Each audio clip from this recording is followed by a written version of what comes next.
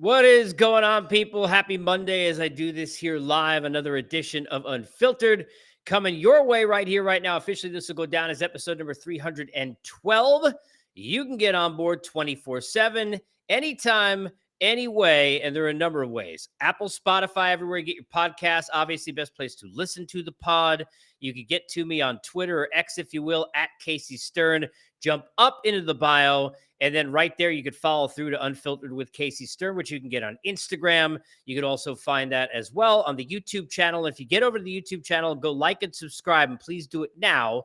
Then you can get not only the videos of this podcast, but all the new editions of Believe in Mets.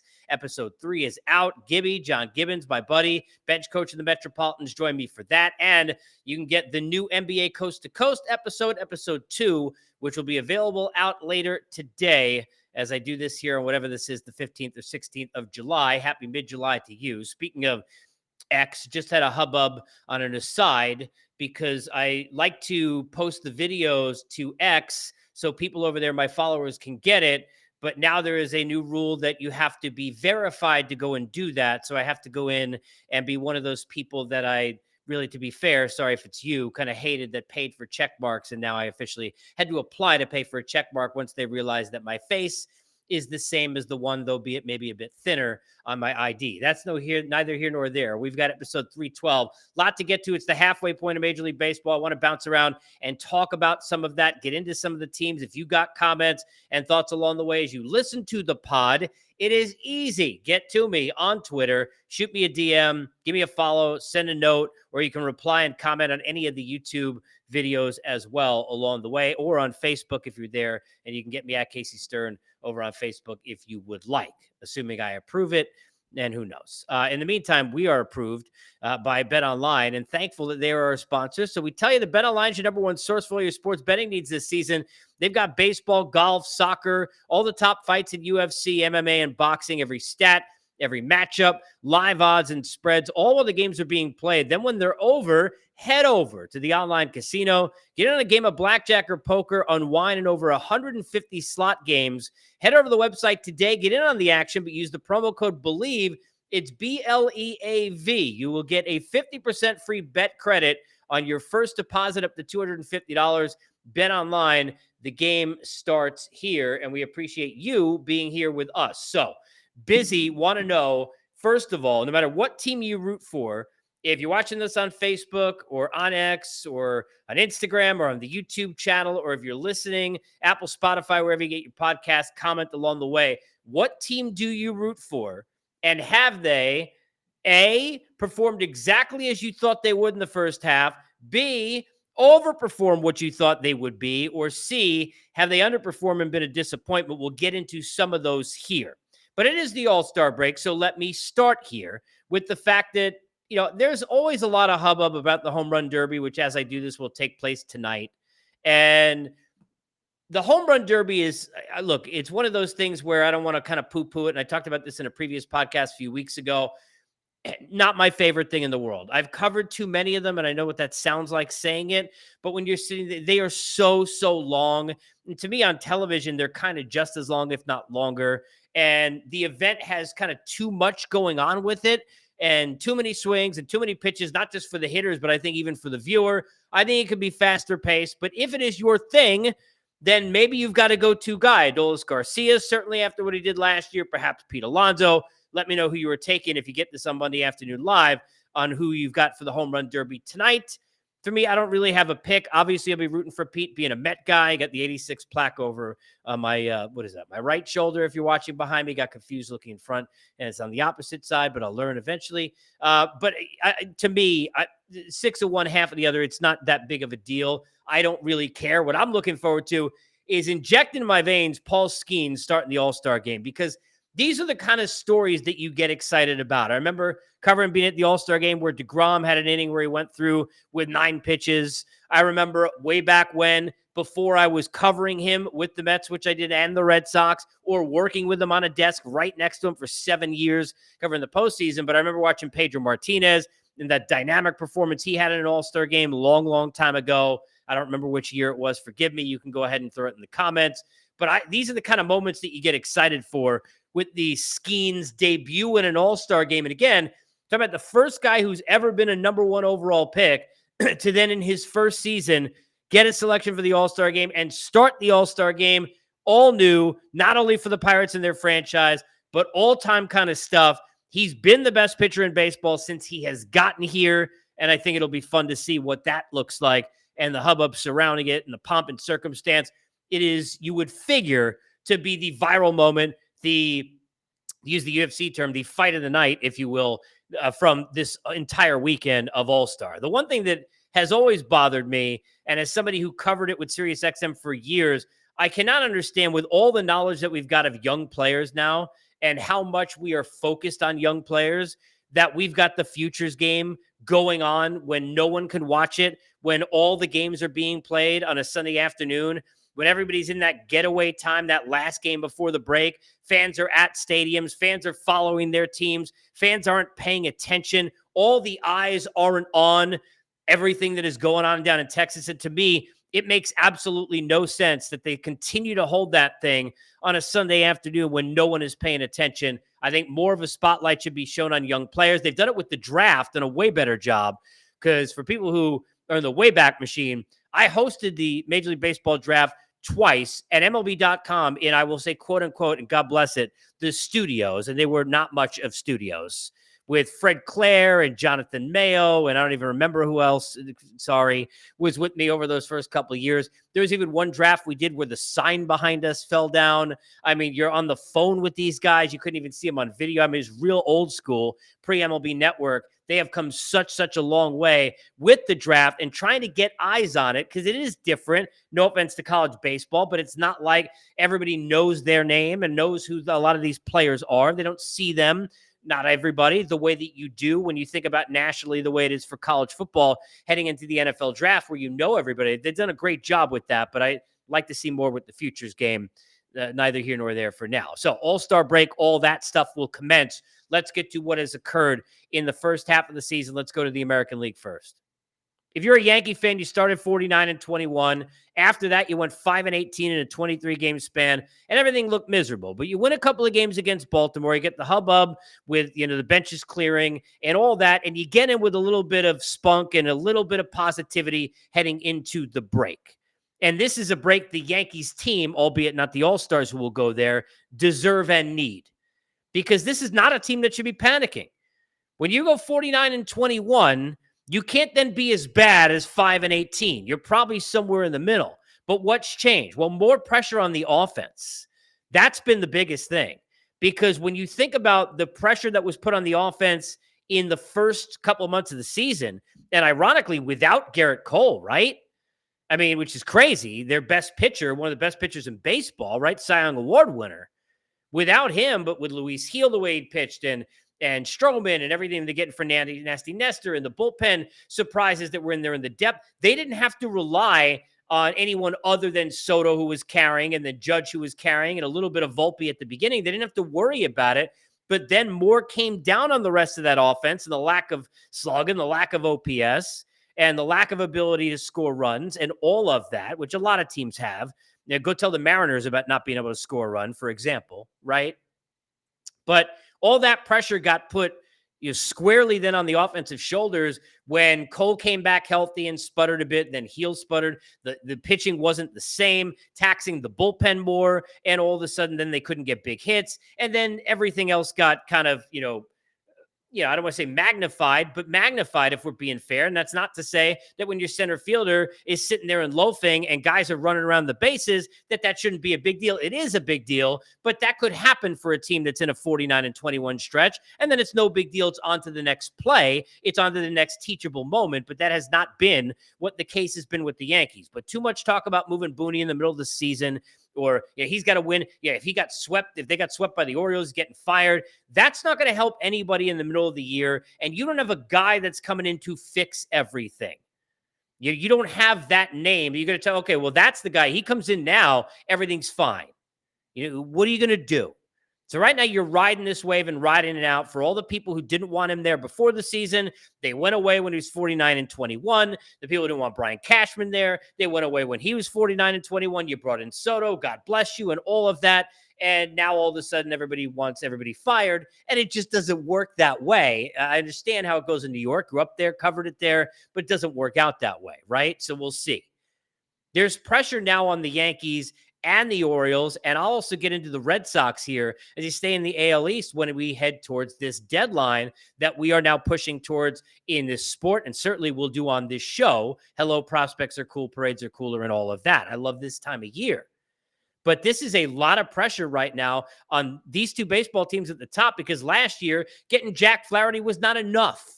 The Orioles needed to aim higher and do more. But when you're a team that has all these prospects and all this future and all this bright side, right, that everybody is looking at, then you don't have to worry about the pressure because no one's expecting you to win. It was a surprise to be atop the American League in the standings a year ago. Well, now you're not there anymore. Now you have all the young talent. We've seen Gunnar Henderson become one of the best players in baseball. You've got Burns, who's an all-star and deservedly so, at the front of your rotation, but now we need more. Now we need a little bit of experience tweak on the bat side to bring depth in that lineup. We need depth in the rotation and maybe an arm in the bullpen. We need a push from the Orioles, and they've got eons and eons of prospects where they're not even, going to feel it being touched in terms of the roster or their system, making a deal like that. You don't have to trade the Jackson Holidays of the world to go get rentals, to go add those kind of players, or to make deals in general. And now for Mike Elias and that group, there is pressure. And can they outbid a team in the Yankees that's going to be hungry? Because Brian Cashman's going to feel that pressure and know he needs to be hungry to make it work with him and Aaron Boone and with this group this year, with a team that jumped out 49-21 in the first 70 games of the season.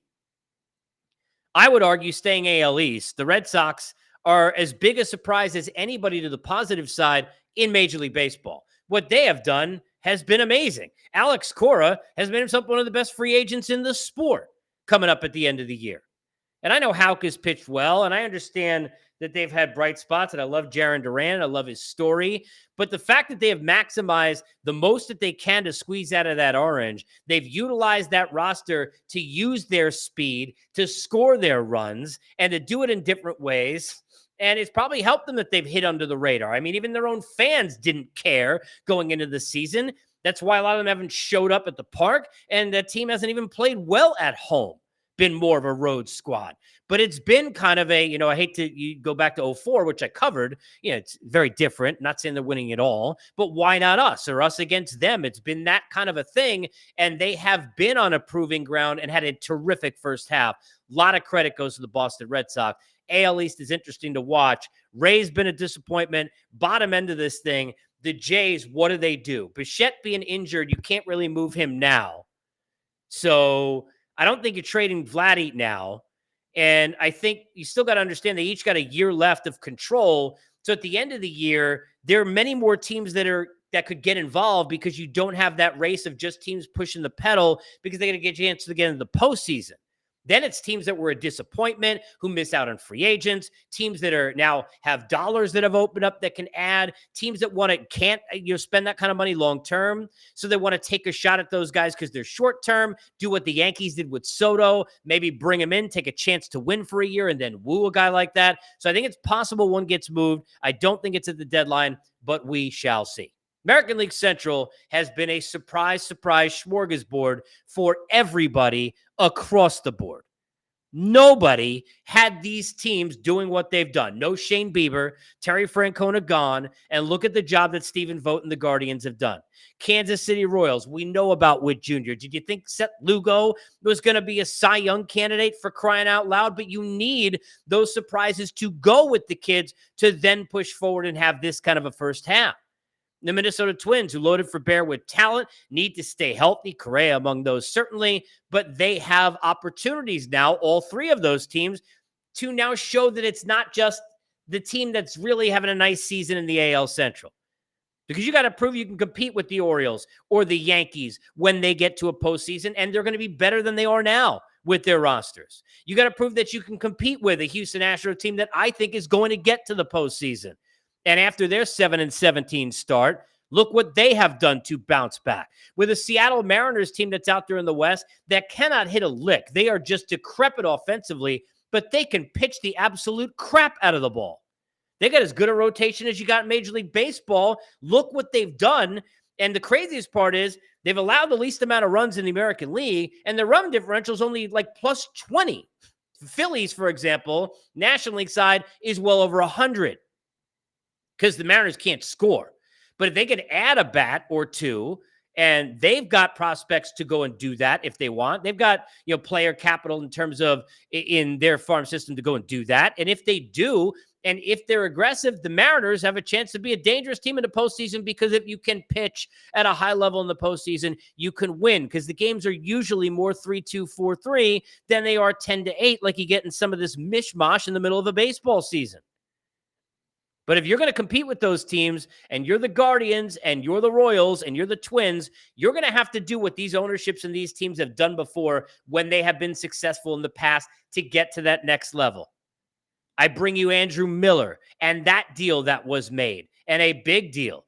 Talk about controllable prospects to go bring in Miller, and look what he did back end of that bullpen with Terry Francona, and was that piece to help push them. Arguably was the best player on that team performance-wise after he got there. You think about Edwin Encarnacion. You think about with Kansas City, the Johnny Cueto deal. I mean, this is a team that without Madison Bumgarner would have back in 2014 and 15 won back-to-back World Series. Well, how did they do that? Well, they did it by making moves you didn't expect. The Edinson Volquez. Now, some of them are Rios, Kendrys Morales. There's some that didn't work, but they spent a lot of money that you usually don't see those teams spend on rentals. And one, in a deal for Johnny Cueto, they rented him, knew there was no chance that they could afford him. There was no chance he's coming back. And they trade 3 controllable left-handers to go make that deal. These teams and these owners have pushed in the past. Are they going to be willing to do that? Because if you're not playing with the big boys in the postseason, in my opinion, in Baltimore and in New York and in Houston still for me, and in Seattle. Now, what happens with Texas? Can the Rangers make a push? Scherzer starting to ramp up, pitch better, looked good in 4+ innings, mind you, but before he went to the break. And, they look to get healthier, and they've been hanging around, and it's Bruce Bochy, and, they still got the Seagers, who I'm sure will have a big second half, and the Semyons, and the names who we know can get it done and carry and drive you. Very interesting in the American League. Let's go NL side. Philadelphia Phillies have been primed to be the best team in a position to win a World Series in Major League Baseball this year by the way they've played. They are, in addition to Seattle, arguably the only teams in Major League Baseball who could say, we already feel like we have the pitching we need to win a World Series. Because if you go Yankees, Baltimore, Cleveland, Minnesota, Kansas City, the Dodgers, you could bring up the Braves, any team you want, any team you could think of, the Cardinals, go anywhere you want, or Mets, all these teams that are, okay, they're going to push, Padres, they all want more pitching. Not Philadelphia. Because they already got, to me, the best big game pitcher in Major League Baseball going right now, in my opinion, based on what we've seen the last couple of years. And his name's Zach Wheeler. And you think about what Suarez has done, going from like a nice postseason story and a good postseason pitcher, regular season pitcher who then elevates, right? And you can kind of throw him out there for 3 innings, and he's a chameleon. He could start the next day. Whenever he's ready, you know what? You don't have to get ready when you could stay ready, right? But now you think about Sanchez and what he's done. You think about what that bullpen has been able to accomplish. Look at the names and what Strahm and Hoffman, who are all-stars, have done. This Philadelphia Philly team is absolutely laden for bear and ready to go on the pitching side. Maybe add another bullpen arm the way Rob Thompson likes to use his pen in the postseason, because you could always be greedy with a bullpen. But they are ready to rock. And a couple of tweaks in the offense, they don't have much to do. And for Philadelphia, it's been the last couple of years that story of, well, we're kind of good enough in the regular season. We're kind of a wild card story. And then 2 years ago, they got in, the last second of the year. And then in the postseason, we push and we get that pedal down. And now we're ready to go because we got the top 5 pitching, because we got the Harpers and the Schwarbers who can go get big knocks when it comes down to October. And the Trey Turners, and so on. And hello, Alec Boehm. Speaking of in the home run derby, who had that pegged? If I told you a Philly was going to be in there before the season, how many are you picking before him? And think about what he has done. What a great story he has become, shutting up so many of the naysayers and playing as well as he has at third base, and the offense and the hitting and the power and all of that. and driving in runs. Phillies are set well. There's a lot of work now for Alex Anthopoulos, who has certainly done that work. He's been as good an executive as any in Major League Baseball for the last number of years. You think about what he did going back a number of years ago with Soler and Peterson. He knows how to push to get into a postseason. He knows how to push to get you a World Series. But now, no Strider, no Acuna. There's a lot more work to do. Without Marcell Ozuna, who nobody had pegged in that category or wanted to, because nobody's rooting for him, if we're being fair, even here in Atlanta where I live, if we're being fair. Without the fact that he's carried them offensively from a power perspective and with the slug, there hasn't been much there. Haven't gotten it out of Riley. Cunha hasn't been there. The depth in the offense has not been enough. Needing to put Albies in spots, and you think about, the way you'd like to put the lineup together, okay, Kellenic, fine, but this has not been good enough. Not enough lineup depth, need more pitching, a lot of work to do, need a big bat. How they're going to do all that? Well, it's Alex Anthopoulos, so maybe they can, but there's a gap, not just in the standings where I don't think they're catching the Phillies, but when they get there to October and they see Philadelphia and they see Los Angeles and the other teams who could be in this mix. As far as the New York Mets are concerned, you could check out Believe in Mets for obviously much more detail on that, so I'll be brief. Here's where they are. Because of the way they've played, now you don't have to worry about trading Pete Alonso or the egg on the face if he leaves, because no one wants you to trade Pete Alonso or to give up any of the position that you have. They've been the best team in baseball 24-11 since June 3rd.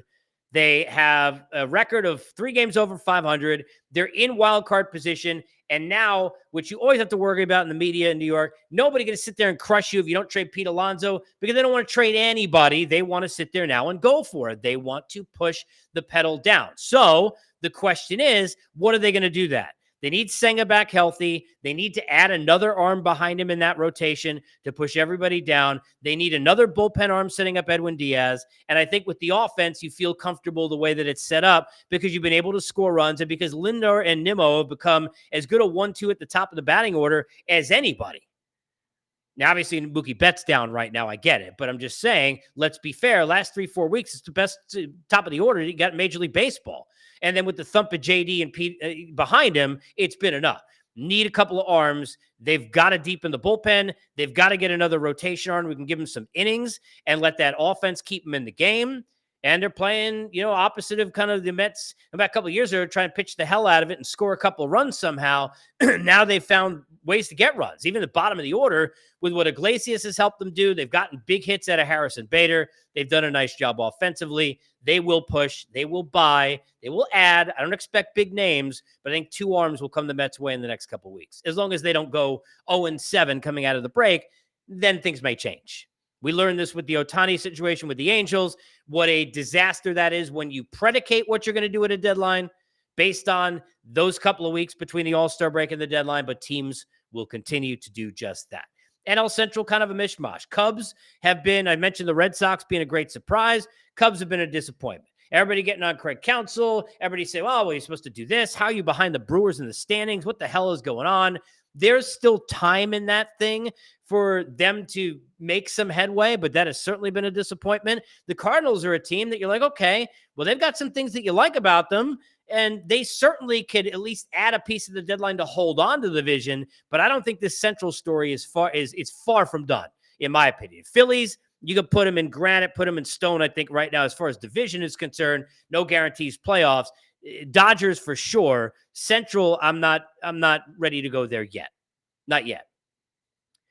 The Dodgers, everybody is, talking about all the, expectations that they had and, what they haven't done. Team's got a 7-8 game lead or something like that in the division. I don't have it right in front of me. I could pull it up. I think it's about 7-8 games, right?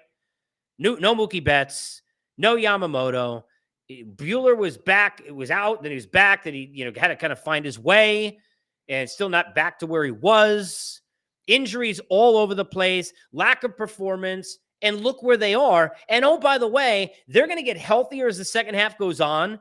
They're still going to be aggressive at the deadline because you don't go get Shohei Ohtani and you don't spend, it's close to $1 billion or whatever the hell it was, and then go ahead and say, well, we're going to be shy when it comes to the deadline. They know the pressure that is on them. They know what the expectation was, and they know they're getting Ohtani in the postseason. And by the way, great for us as baseball fans. Forget covering it. We know we're getting Ohtani in the postseason, which is fantastic.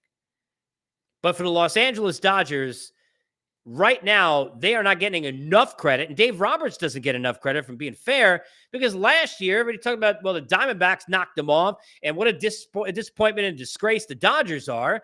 But I don't know how the hell they had that record with all the pitching injuries they had, which never gets talked about. And I get it because they've become I forget about like the Yankees. They've been more the Yankees of old than the Yankees in terms of you either love them or you hate them. You think they're spending too much money and you can't wait for them to fail if you're not a Dodger fan. Padres kind of have you right where they want you. Interesting to see kind of health they get out of Darvish and Musgrove in the second half. Can Cease then kind of perform at a higher level? If the Padres get health and pitching from the back of the baseball card in that rotation and add a bat, they're an interesting team. Obviously, injuries with Tatis and Bogarts. As they come together, though, you look at where they are in the standings, and to me, San Diego, and I've been telling this to people I talked to in San Diego, Mike Shildt doing a heck of a job. And this team right now is in a good spot. I mean, outside, the opposite of last year, the antithesis, right? Of, well, they had all the pressure and all the expectations, and then, they and the Mets, and they didn't perform, and we understand what happened. But now if you look at this thing and you think about when San Diego is, with all that's gone wrong, look at where they are. And they're still in a spot to do some damage and get to a postseason and to be very dangerous. Because look at the Phillies a couple of years ago when they got in, right? Ironically, beat the Padres, I think, then in that series, right? To move on and get to the World Series, if I remember correctly. If you think about where the Phillies are or were, they were kind of like, we don't know how good they are, blah, blah, blah. But then when they got to the postseason, I got Wheeler game 1, I got Nola game 2, I got Suarez game 3, I got arms in the bullpen, and then that's all they needed, right? Well, look at San Diego. If I tell you get Darvish and Musgrove and Cease in the group that they got, if they're healthy, they got arms and they got a shot, but they need to get healthy. And obviously Tatis will be one to watch as well. All these teams, it's only one half of a year. It seems like it's so many chapters. It's such a long story. And yet there's such a long story to be told. Don't you love Major League Baseball? You can get all your comments here. I want to hear from you. Get over to the YouTube channel Unfiltered with Casey Stern. Subscribe right now. Like this video. Watch all the videos.